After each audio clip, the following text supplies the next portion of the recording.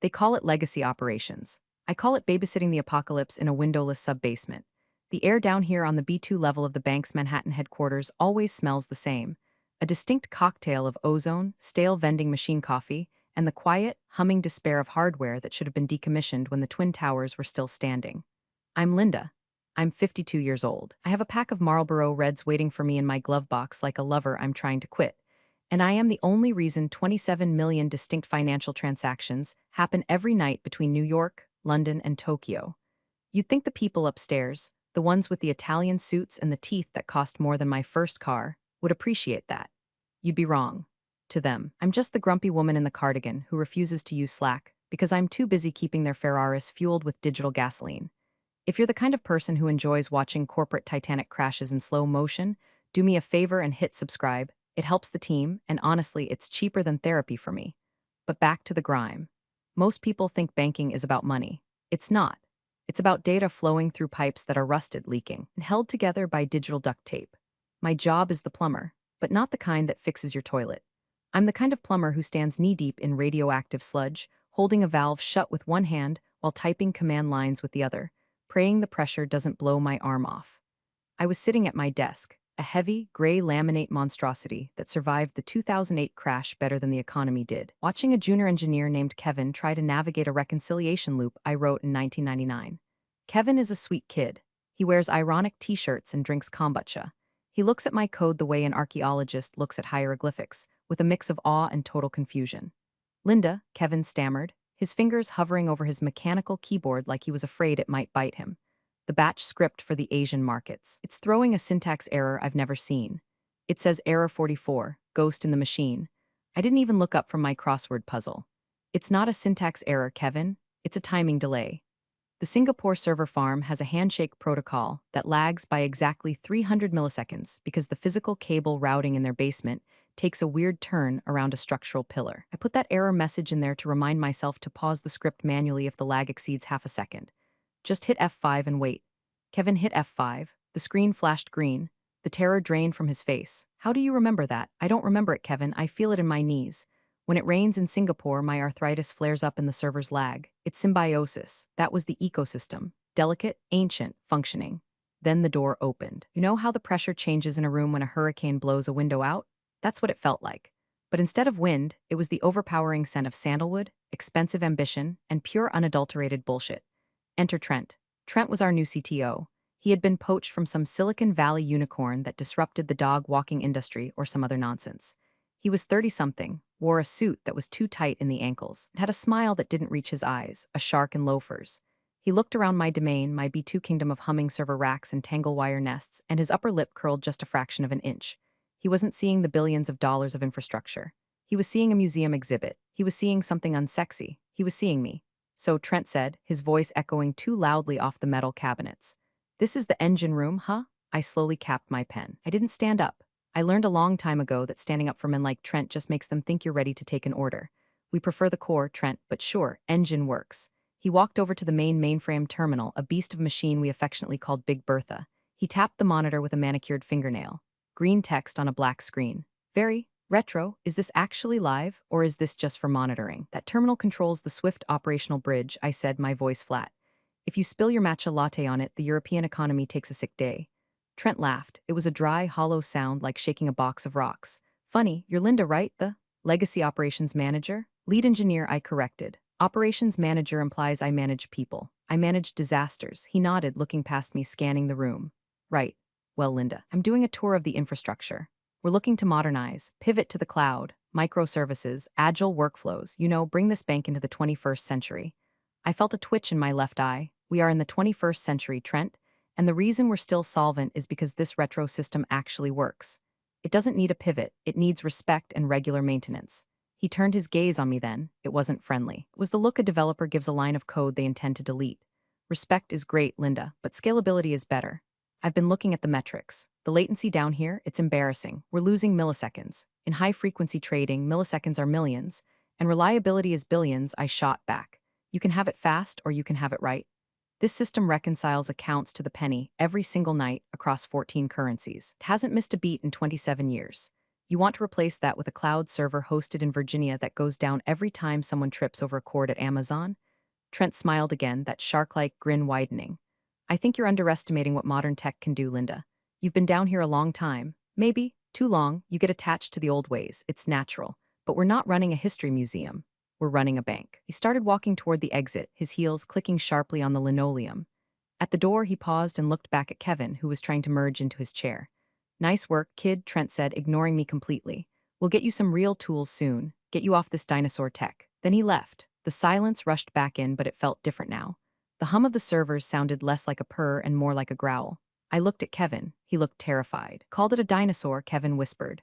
I reached for my bag and pulled out my thermos. Dinosaurs ruled the Earth for 160 million years, Kevin. Humans have barely managed 200,000. He thinks he's an asteroid, but he's just a tourist. But deep down in the pit of my stomach where the anxiety usually sat, I felt something shift. It wasn't fear. I was too old for fear. It was a cold, hard realization. Trent wasn't just an annoyance. He was an existential threat, not just to my job, but to the stability of the entire financial web we were weaving down here in the dark. I took a sip of my coffee. It was lukewarm and bitter, just the way I like it. Kevin, I said softly, pull up the activity logs for the last 6 months. I want to see everything Trent has accessed since he got his badge. Why? Kevin asked. Because I said, staring at the blinking green cursor on Big Bertha, if he wants a war, he's going to find out that the dinosaurs have really big teeth. This was the beginning. I could smell it. The ozone in the room seemed to sharpen, the static electricity raising the hair on my arms. Trent thought he could just walk in here with his buzzwords and dismantle the bones of this institution. He had no idea. He saw code. I saw arteries. He saw hardware. I saw organs. And if you try to rip out an organ without knowing what it does, the patient doesn't just get sick. The patient bleeds out.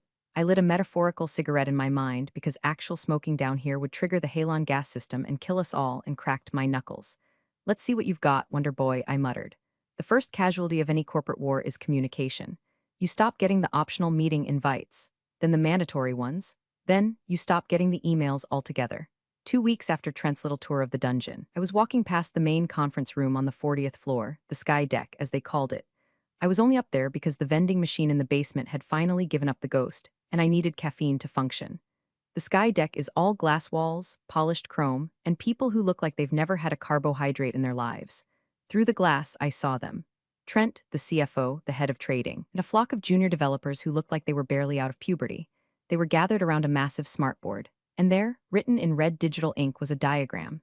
It was my system. Well, it was a cartoon version of my system. It looked like a child's drawing of a nuclear reactor. Boxes labeled legacy bloat and obsolete logic were crossed out with big, aggressive X's.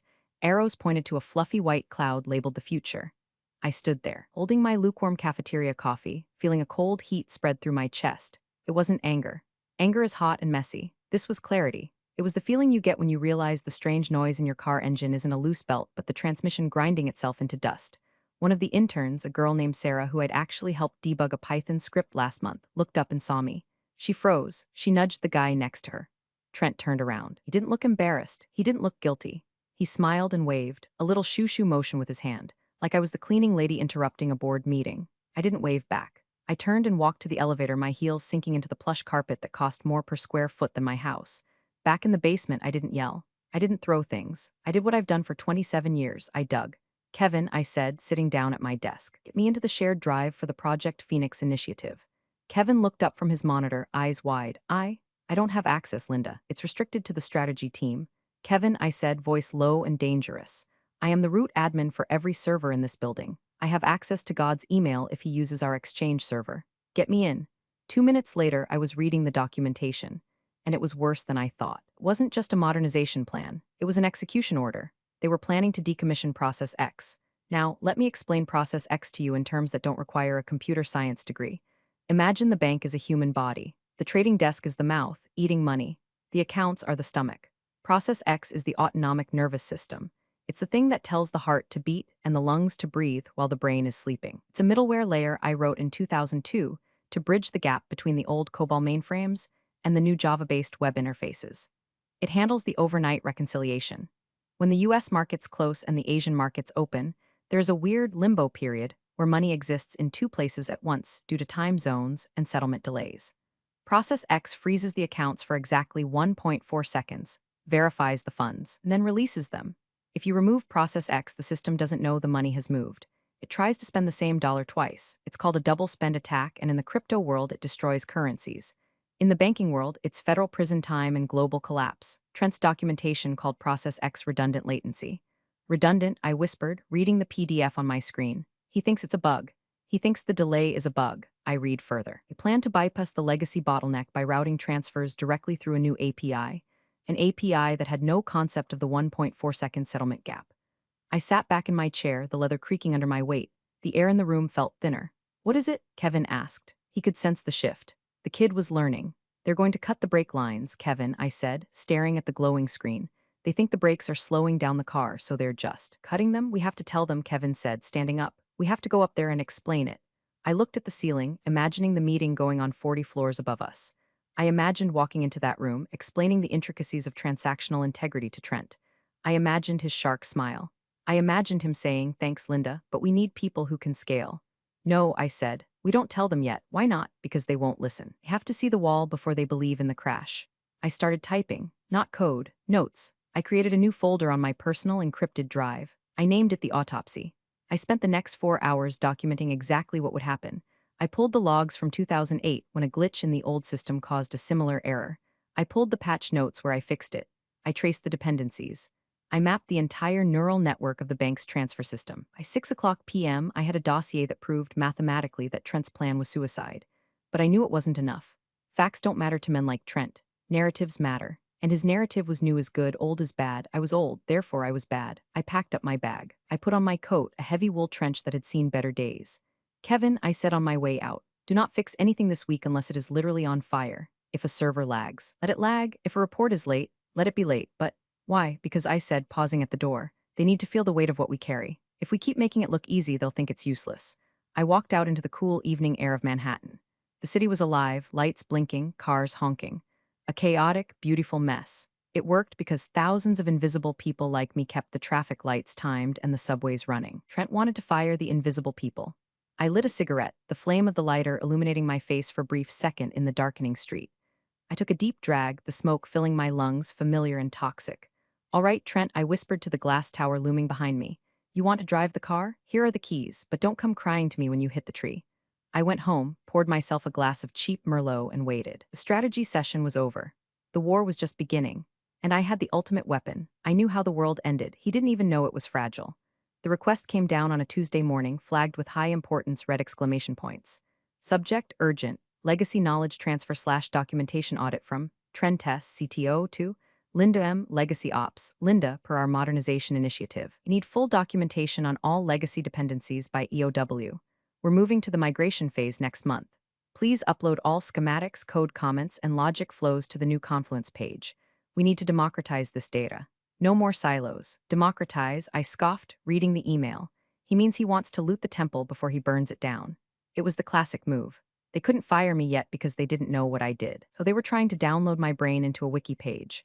Once the wiki was full, Linda would be empty. And an empty Linda is an unemployed Linda. "What are you going to do?" Kevin asked. He was eating a bag of artisanal kale chips that smelled like feet. "I'm going to give him exactly what he asked for," I said, cracking my knuckles. "He wants the code, he gets the code. He wants the schematics, he gets the schematics. But won't that help him replace you?" I turned to Kevin and gave him a grim smile. "Kevin, imagine you give someone the blueprints to a Boeing 747. Does that mean they can fly it? Does that mean they know what that weird rattling sound in the landing gear means at 30,000 feet?" I spent the next 3 days in a fugue state of malicious compliance. I wrote documentation. Pages and pages of it. I was technically accurate, extremely accurate. System A connects to database B via port 8080. That is a true statement. What I didn't write down, what I carefully, surgically omitted was the why. I didn't write, System A connects to database B via port 8080, but only if the temperature in the server room is below 72 degrees, otherwise the thermal throttle kicks in and you have to route through port 8081 manually, or the whole thing deadlocks. I gave him the map. I didn't tell him about the dragons. As I worked, I kept an eye on the central code repository, Git. It's like a history book for code. It records who wrote what line and when. For 20 years, my username, Linda Legacy, was all over the core banking kernel. Then, around Wednesday afternoon, I saw it. Commit ID 8F9A22 author, Trent team lead message, refactoring legacy codebase, cleaning up headers. I clicked on the change log. I hadn't changed the code, they had just reformatted it. They added some spaces, changed some variable names from account hold val to acc hold value to make it look modern. But in doing so, they wiped the history. The line that said last edited by Linda Legacy in 2004 was gone, replaced by last edited by Trent Team Lead in 2024. It was a digital assassination. They were erasing me. I watched my name disappear from the files, file by file, like Marty McFly's siblings fading from that photograph. It hurt.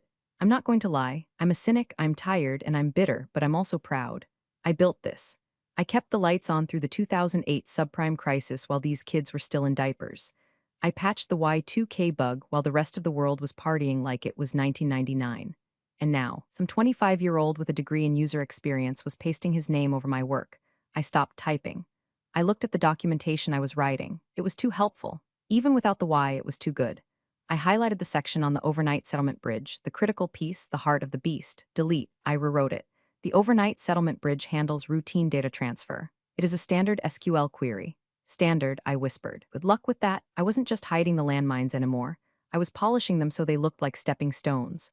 Thursday came, I uploaded the documents. The file size was impressive. 400 pages of technical jargon, flowcharts, and diagrams. It looked like a masterpiece of transparency.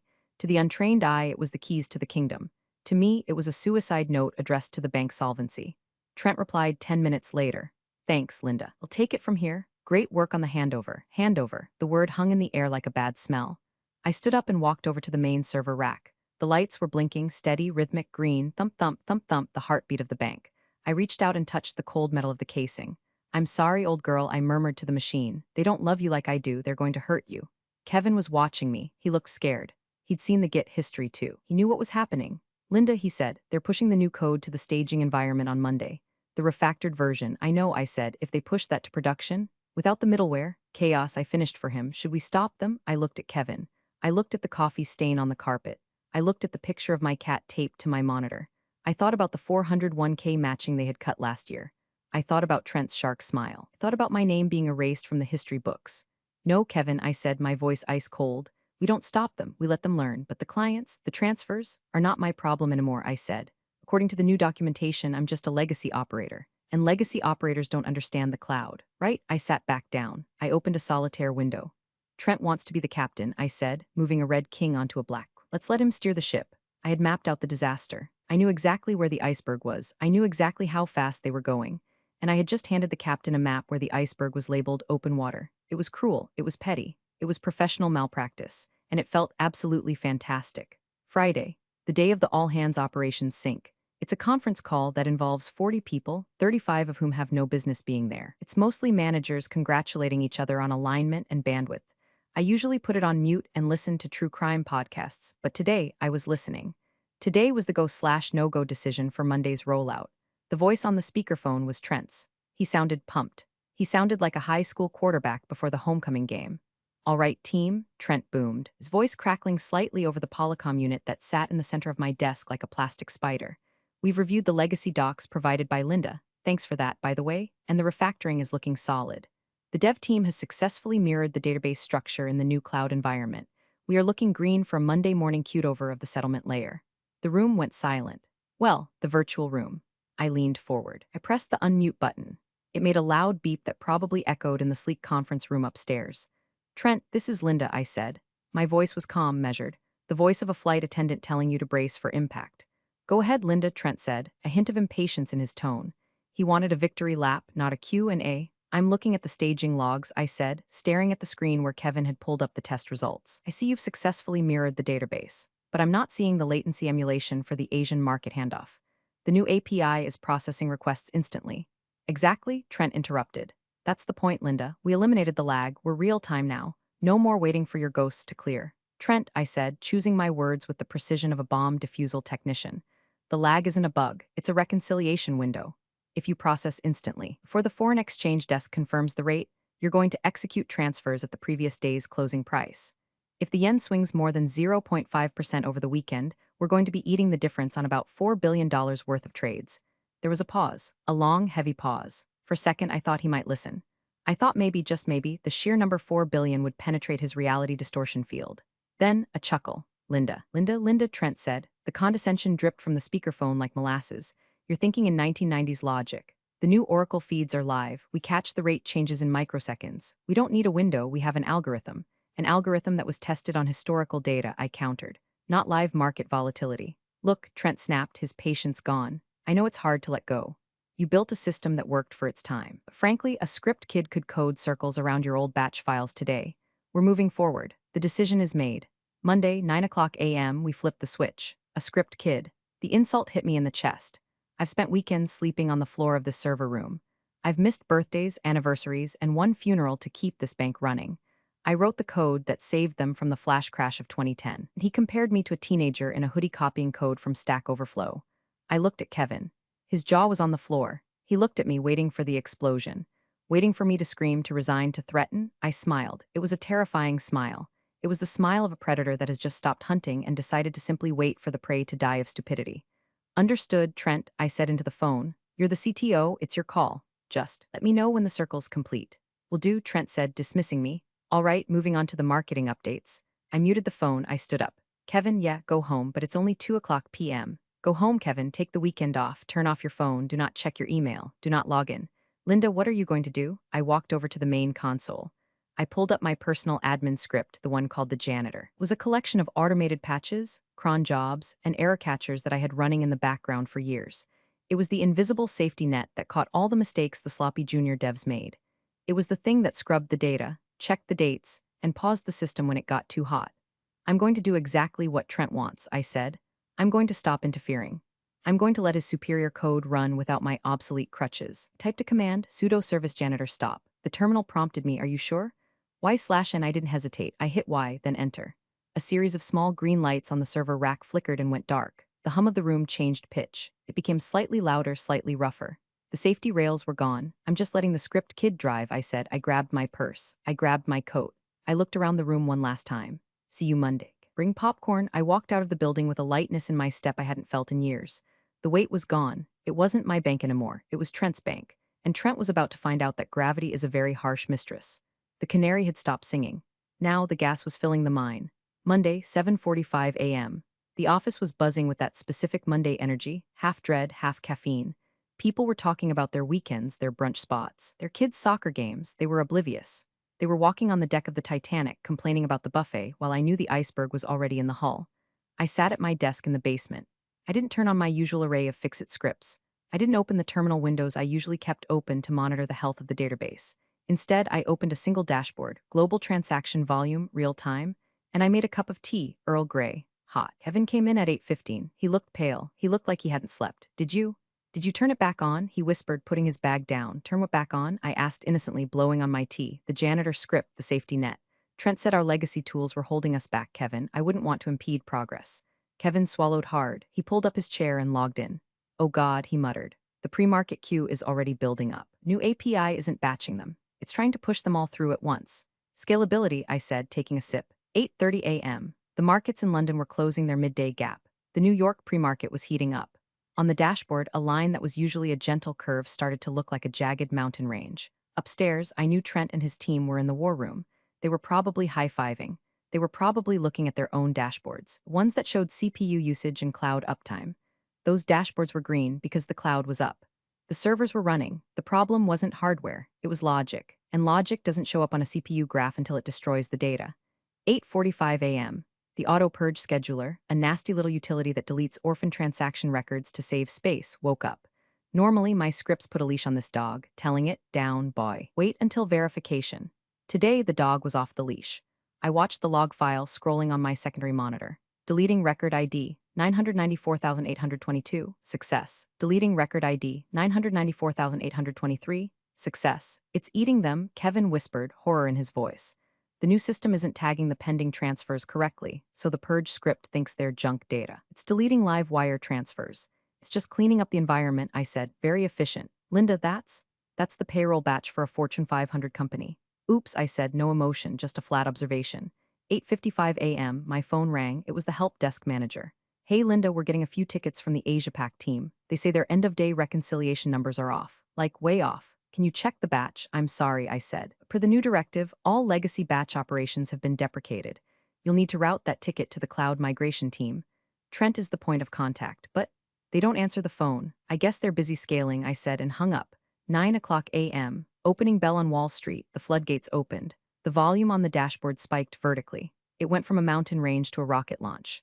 The new API, stripped of my bottleneck middleware, accepted every single connection request simultaneously. It was beautiful in a destructive way. It was like watching a dam burst. The system wasn't rejecting the traffic, it was swallowing it, and because the internal logic was broken, because the old guard checks were gone, it was processing garbage. Money was moving, but it was moving to nowhere. It was moving into the void. 9:02 a.m. The first alarms started, not the digital ones, the real ones. I heard shouting in the hallway. Kevin was gripping his desk so hard his knuckles were white.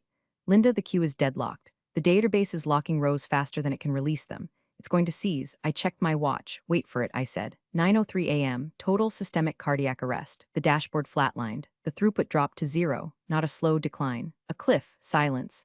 For about 10 seconds, the basement was the quietest place on Earth. The hard drive stopped seeking. The fans spun down. The frantic blinking of the modem lights went solid red. Then chaos. My desk phone rang. Kevin's desk phone rang.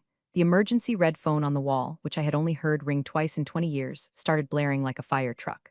Upstairs, on the trading floor, screens were freezing.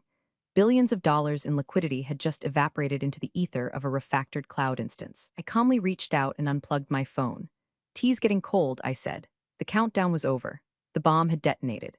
And I was the only one with the defusal kit, which I had conveniently left at home, or rather in my head. I sat back, crossed my arms, and waited for the inevitable sound of expensive Italian loafers running down the stairs. You know that sound in movies when a submarine hull breaches? That groaning, tearing metal sound before the water rushes in. That's what the bank sounded like at 9:04 a.m. It wasn't water, though, it was panic. It started as a murmur from the ceiling, the collective vibration of 300 traders slamming their fists onto their desks simultaneously on the floors above. Then came the stampede. Kevin was staring at his monitor, which was now just displaying a cascading waterfall of error codes. Error 503, deadlock detected. Transaction rollback failed, integrity violation.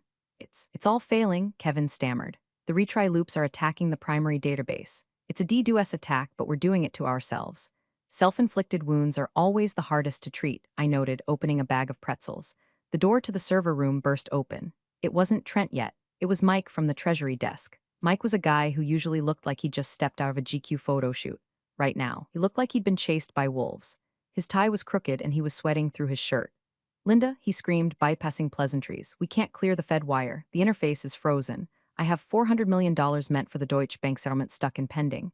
If that doesn't clear by 9:15, we trigger a liquidity default event." I looked at Mike. I liked Mike. He once bought me a muffin. "I'm sorry, Mike," I said, on my best customer service face. But the Fed wire interface was replaced this weekend. It's now part of the Phoenix cloud. You'll need to speak to the modernization team. I tried, Mike yelled. Their dashboard says all systems operational, but my screen is black. That's the beauty of the cloud, I said. It's always sunny up there, even when it's raining shit down here. Mike looked at the red lights on the server racks. "Can you fix it, please? We're bleeding out." "Don't have access anymore," I lied. "My permissions were revoked to improve security posture. You need Trent." Mike let out a stream of expletives that would have made a sailor blush and ran back out the door, presumably to hunt Trent for sport. 9:10 a.m. The Asia teams were waking up to the nightmare. My email inbox, which I was watching on a side screen, was filling up at a rate of 50 messages per minute. Urgent, critical, stop, help. Frantic energy was delicious. For years, these people had ignored me. They had walked past my desk without a nod. They had cut my budget. They had rolled their eyes when I talked about risk. Now I was the most popular girl at the dance, but I wasn't dancing. I opened the internal chat logs for the dev team, the war room channel. It was pure panic. "Trent, CTO, why is the latency 9,000 ms? Who pushed the commit?" "Dev lead, we didn't push anything. Database is rejecting the queries." "Trent, CTO, restart the instances. Spin up more nodes." "Dev lead, we spun up 50 nodes. It's just making it worse. The locks are replicating." They were throwing gasoline on a fire thinking it was water. They were spinning up more servers to handle the load, but the problem wasn't load. The problem was that the database didn't know how to talk to the new code. Every new server just created more locked records. I could have told them that. I could have typed one command, rollback to snapshot 0800, and fixed it in 10 minutes, but I didn't. I watched the stock ticker for our bank, down 2%, down 4%. The news was leaking. Technical difficulties. 9:20 a.m. The door flew open again. This time it was the entourage. Trent, the CFO, the head of risk. Trent looked like he had aged 10 years in 20 minutes. His hair was messed up. His eyes were wild. The swagger was gone, replaced by the primal fear of a man watching his stock options turn to ash. "Linda," Trent gasped out of breath, We need access to the legacy bridge." I swiveled my chair around slowly. "The legacy bridge? But Trent, that's obsolete. It's a dinosaur. A script kid could code circles around it." "Stop it," he snapped, though his voice cracked. "The new system is failing. You need to route through the old middleware until we figure out the bug." I can't do that, I said. Why not? The CFO demanded. He was a terrifying man named Marcus who usually scared me. Today, he just looked like a man who was about to lose his bonus. Because I said, pointing to the empty space on the rack where a cable used to be, I decommissioned it. As per the memo on Friday, all legacy redundancies must be removed to ensure full adoption of the new platform.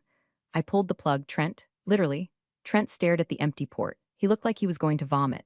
Plug it back in, Marcus roared. It's not just a plug, I said, my voice dropping an octave, becoming hard as steel. The configuration files were wiped. The routing tables were purged. To bring that system back up, I would have to rebuild the entire logic layer from memory. Manually, the room went silent. The alarms were still blaring, but in that circle, there was only the sound of heavy breathing. How long? Trent asked. Days, I said, maybe weeks without documentation. And since you wiped the Git history, it's a total rewrite. We don't have days, Marcus screamed. We have minutes. The Fed is threatening to suspend our wire license. I shrugged. Then you better hope your script kids learn fast. I saw the realization hit Trent's eyes. He knew I hadn't actually wiped it. He knew I was holding the keys, but he couldn't prove it, and he couldn't fix it without me. He looked at me, and for the first time there was no arrogance, just desperation. Linda, he said, his voice trembling. Please, it was a good start, but I wasn't done yet. They dragged me upstairs. Not literally, but the gravity of the situation pulled me out of the basement and into the executive war room on the 50th floor. View was spectacular. You could see the Statue of Liberty. She looked unbothered. Inside the room, it smelled of fear and dry erase markers. The massive screens on the wall were red, all red. A global map of the bank's operations looked like it had chickenpox.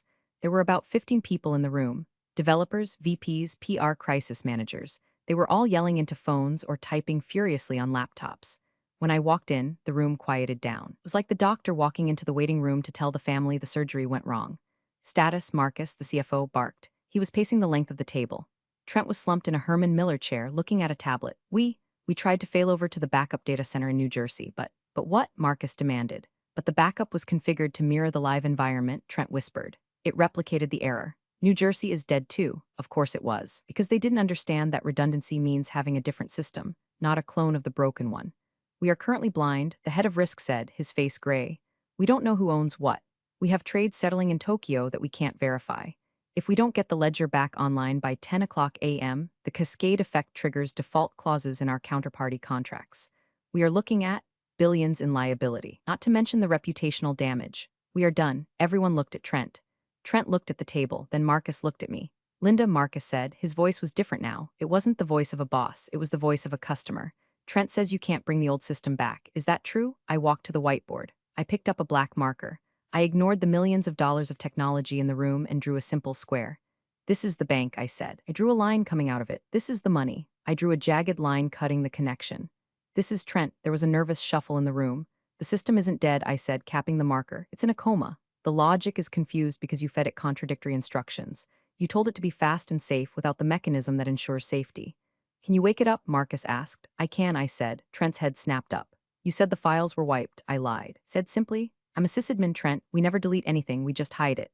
A wave of relief washed over the room. I saw shoulders drop. I saw smiles start to form. They thought it was over. They thought the janitor was going to clean up the mess and they could go back to their lattes. Just tell us what to do, Marcus said, checking his watch. We have 20 minutes. I'm not telling you anything, I said. The relief vanished. Excuse me? Marcus stepped forward. Linda, this is insubordination. I am ordering you to fix this system. I laughed. It was a genuine, hearty laugh. Insubordination? Marcus, I'm an at-will employee in a legacy role that is slated for elimination next month. You can fire me. Go ahead. Fire me right now. Marcus froze. He knew he couldn't. If he fired me, the bank died. I don't work for you right now, I said, leaning against the mahogany table. Right now, I am an independent contractor. My services are in very high demand. This is blackmail, Trent hissed. No, Trent, I said, looking him dead in the eye. This is capitalism, supply and demand. You have a demand, a functioning bank. I have the supply, the code. The price just went up. I looked around the room. I saw the fear. I saw the realization that their fancy titles and MBAs were useless against 27 years of spaghetti code and intimate knowledge of where the bodies were buried. You want the legacy system back? I asked. You want the dinosaur to save you? Yes, Marcus said through gritted teeth. What do you want? I pulled a yellow post-it note from my pocket. I had written it out while I was drinking my tea. I slapped it onto the whiteboard, right in the center of the square I had drawn. Let's talk numbers. The yellow post-it note looked comically small on the massive whiteboard, but everyone in the room leaned in to read it. Consulting fee, $10,000 and 0 cents per hour. Minimum 4 hours. Payment terms, immediate wire transfer. Prepaid $10,000 an hour? Trent sputtered. That's extortion you make. What? $80,000 a year. I made 85, I corrected him. But that was the employee Linda rate. That rate included benefits, a false sense of security, and the privilege of being ignored. The contractor Linda rate includes a premium for emergency recovery of a catastrophic failure caused by executive incompetence. This is ridiculous, Marcus, the CFO, fumed. We can't just wire a consultant $40,000 on the spot. There are procurement processes, vendor onboarding, compliance checks. I checked the digital clock on the wall. 9:42 a.m. The Asian market's close in 18 minutes, I said calmly. If the reconciliation isn't done by then, the Tokyo Exchange will flag our trades as failed.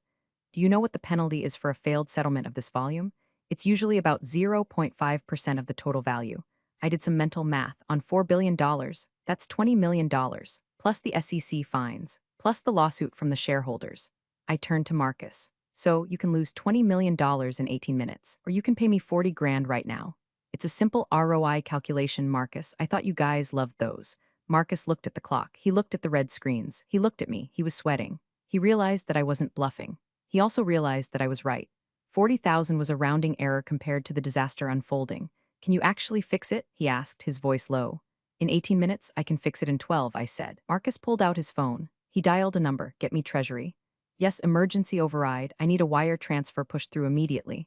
Beneficiary? He looked at me. LLC is named Legacy Solutions, I said. I set it up last night. I hadn't, but I had a shell company from an old freelance gig years ago that was still active. Always be prepared.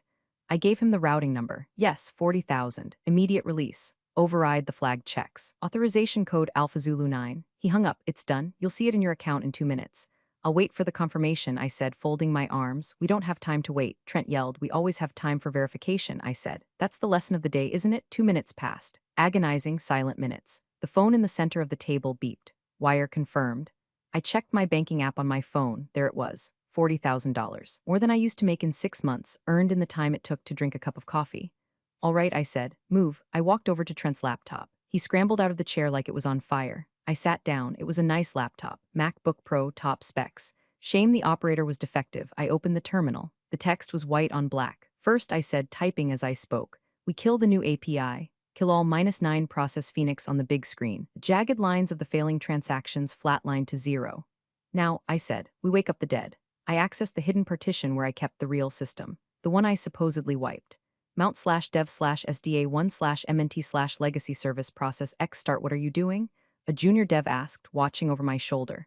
I'm re-engaging the middleware, I said. I'm putting the brakes back on the car. I typed the command that would save their asses. A command that invoked the 1.4-second delay. /reconcile batch sh force ignore timestamp. I hit enter.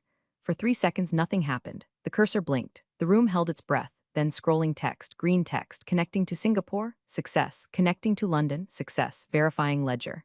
Batch 1 cleared, batch 2 cleared. On the main wall, the red alerts started turning green. One by one, then in clusters, the queue is clearing. Someone shouted, the backlog is processing. But it's slow, Trent complained, watching the numbers tick up. It's not slow, I said, not looking up. It's careful. It's checking the money before it moves it. You're welcome. 9:56 a.m. All settlements confirmed. The head of risk breathed out, sounding like he was about to cry. We made the cutoff. The room erupted. People were cheering, high-fiving. Trent looked like he had just survived a firing squad. I stood up. I closed the terminal. Pleasure doing business with you, I said. Wait, Marcus said. You're not leaving? We need you to monitor the overnight cycle. My contract was for a minimum of 4 hours, I said. But the scope was fix the crash. Crash is fixed. I'm taking the rest of the day off. But what if it breaks again? Trent asked, panic creeping back into his voice. I smiled. Then I guess you'll have to hire me again. But the rate goes up for after-hours support. It's $15,000 an hour after 5 o'clock p.m. I walked toward the door. I felt 10 feet tall. Oh, and Trent? I said, pausing at the threshold. Yeah, don't delete the janitor script this time. He works cheaper than I do. I didn't go back to the basement. I didn't need to. I had my personal laptop in my bag, and I knew Kevin would handle the cleanup. I walked out of the building at 10:15 a.m. The sun was shining on Wall Street. Tourists were taking selfies with the charging bull. They had no idea that 20 minutes ago, the financial world had almost imploded because a man in a skinny suit thought he was smarter than a batch script written in 2002. I walked to a coffee shop, a nice one, not the vending machine. I ordered a latte, oat milk, expensive. I paid with the card linked to my new LLC account. The machine beeped approved. It felt good. My phone buzzed. It was a text from Kevin. Kevin, you are a legend. Trent is literally shaking. They are putting Process X back into the permanent architecture documentation. They're calling it the Linda layer. I laughed. The Linda layer. A piece of code that does nothing but tell the machine to wait, to breathe, to think before it acts. A monument to patience in a world addicted to speed. I finished my coffee and walked to the subway. I wasn't going back tomorrow. I had already drafted my resignation letter. It was short. Dear Marcus, please accept this as my formal resignation, effective immediately. For future support inquiries, please contact Legacy Solutions LLC. Rates attached. Regards, Linda. I knew they would pay it. They had no choice. They could hire 10 new Trents, but none of them would know why the Singapore server lags when it rains. None of them would know that the database locks up if you run the payroll batch at the same time as the backup cycle.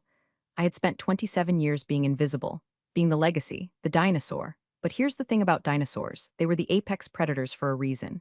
And here's the thing about legacy systems, they survive because they work. I got on the train. I found a seat. I put in my headphones. I wasn't an employee anymore. I was a consultant. And for the first time in my life, I wasn't just keeping the lights on. I was owning the switch. As the train rattled into the tunnel, plunging us into darkness, I closed my eyes and smiled. The system was running. The money was safe. And Trent was probably staring at a green screen, terrified to touch a single key. We're all healed. Appreciate you sticking around, you legends of the break room. Subscribe for more chaos. Let's make your old managers spill their coffee in fear.